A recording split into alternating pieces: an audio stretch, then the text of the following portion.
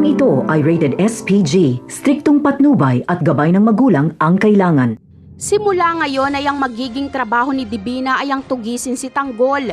Kasunduan kasi nila ni Roberto na tuluyan lang mawawala ang kaso ni Divina kung mahuhuli si Tanggol.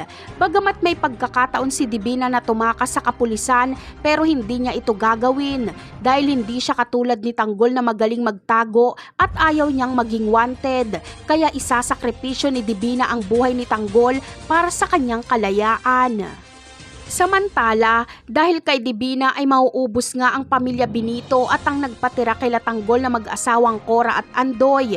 Lahat sila ay patay, kaya galit na galit si Tanggol kay Divina dahil sa pakikipagtulungan nito sa kapulisan ay marami ang nadamay. Ganun pa man ay buhay at makakatakas pa rin sila Tanggol, pero habang tumatagal ay lalong sisikip ang mundo nila Tanggol dahil gagamitin ni Roberto ang lahat mahuli lang si Tanggol. Pwersa ng kapulisan, si Divina at sila Lucio.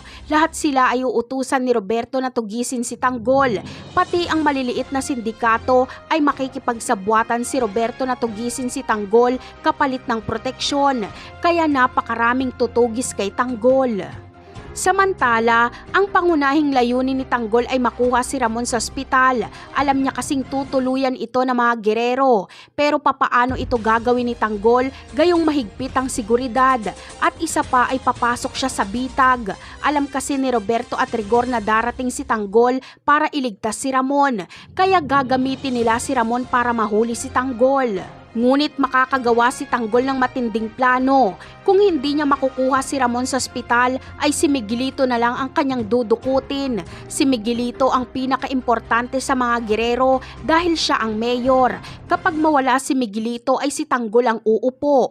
Kaya kapag hawak na ni Tanggol si Miguelito ay makikipagpalitan siya kay Roberto ng bihag. Si Ramon kapalit ni Miguelito. Walang magagawa si Roberto kundi pumayag na lang. Napakarami pa nating dapat abangan sa mga susunod na episode. Paalam!